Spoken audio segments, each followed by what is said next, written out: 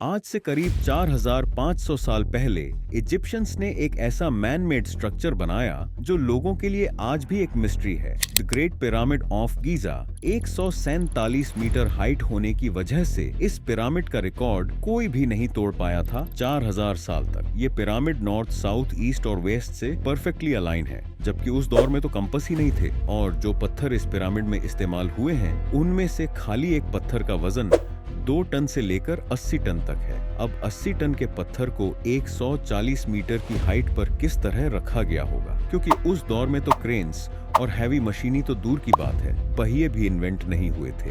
लेकिन टेंशन ना लो, आज आपको फाइनली सब पता चल जाएगा। कंस्ट्रक्शन पे जाने से पहले आपको यह भी तो पता होना चाहिए कि इन पिरामिड्स को बनाया किस लिए गया था। देखो, इस चीज से तो आप भी एग्री करते हो कि जितना हम टाइम में पीछे जाते हैं, उतना मुश्किल होता जाता है ये जानना कि ये चीज क्यों बनी थी और किस तरह बनी थी। एक एस्टीमेट लगाया गया है कि यह पिरामिड ईयर 2560 बीसी में बनवाया गया था। उस टाइम के रूलर फेरो खुफू ने पिरामिड ऑफ गीजा के साथ उस लोकेशन पर 5 पिरामिड और भी बनवाए। ये सब पिरामिड नाइल रिवर के करीब मौजूद हैं। इनमें सबसे बड़ा पिरामिड है पिरामिड ऑफ गीजा, जो कि फेरो खुफू ने बनवाया था। उससे छोटा पिरामिड है पिरामिड ऑफ खाफ, जो कि पूरे इजिप्ट में सेकंड लार्जेस्ट पिरामिड है। तीसरा है पिरामिड ऑफ मेन्होर, जिसे खाफ के बेटे मखर ने बनवाया था। इन 3 बड़े पिरामिड्स के साथ 3 छोटे पिरामिड्स और भी हैं, जिन्हें उनकी वाइव्स और फैमिली मेंबर्स के लिए बनवाया गया था। टोटल मिलाकर पूरे इजिप्ट में 118 पिरामिड्स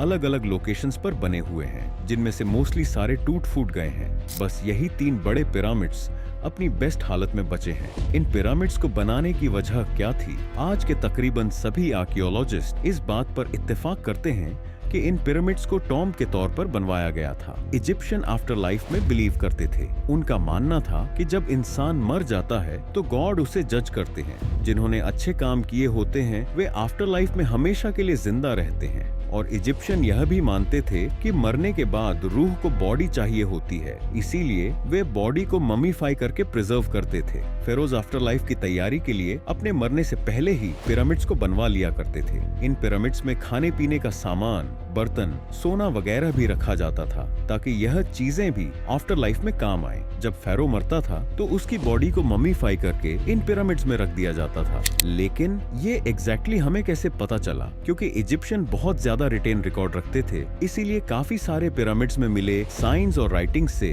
हमें ये सब पता चला है। लेकिन गीजा पिरामिड के अंदर कोई भी सामान नहीं मिला जो आम तौर पर फेरोज रखते थे। बस एक ताबूत मिला है। अब 4500 साल गुजर चुके हैं, तो कोई न कोई तो इस पिरामिड में आकर लूट गया होगा। अब आते हैं मेन सवाल पर, इनको किस तरह बनवाया गया था? पिरामिड्स की कंस्ट्रक्शन के लिए इजिप्शियन ने कोई स्पेसिफिकली रिटेन रिकॉर्ड नहीं बनाया था, लेकिन उनकी राइटिंग और आर्ट से कुछ न कुछ इंसाइट जरूर मिलती है। बताया जाता है कि यह पिरामिड 20 साल के अरसे में पूरा हुआ था और 20 से 30 हजार लोग इसकी कंस्ट्रक्शन में लगे थे, जो दिन में 10 घंटे काम करते थे। क्या इसे स्लेव लेबर से बनवाया गया था? मोस्ट लोगों के दिमाग में यही मिसकंसेप्ट है कि इसे स्लेव्स ने मजबूरी में बनाया था, लेकिन यह गलत है। ये लोग वेल फेड और हाईली स्किल्ड लेबर थे, तभी तो इतने बड़े पत्थरों को मूव कर सकते थे। Construction process pyramid of Giza की कंस्ट्रक्शन के लिए सबसे पहला स्टेप था एक सूटेबल एरिया ढूंढना। एक लाइमस्टोन, जो सबसे ज्यादा इस्तेमाल हुआ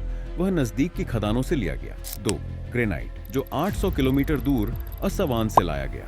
3 टूल्स, जो उस वक्त मौजूद थे, कॉपर की छेनी, वुडन मैलेट्स और डोलराइट बॉल्स। 80 टन तक वजनी पत्थरों को मूव कैसे किया गया? पहला वाटर रूट्स, पानी का इस्तेमाल कर पत्थरों को फ्लोट करवाया जाता था।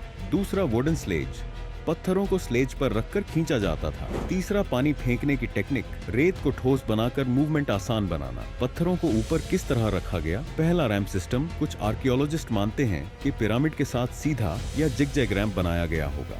दूसरा लिवर सिस्टम, वेट बैलेंसिंग के जरिए पत्थरों को ऊपर ले जाया जाता था। कुछ लोग एलियंस का नाम भी लेते हैं, लेकिन सोचो, अगर एलियंस ने बनाए होते तो क्या वे स्पेसशिप से पत्थर रख रख कर पिरामिड बनाते?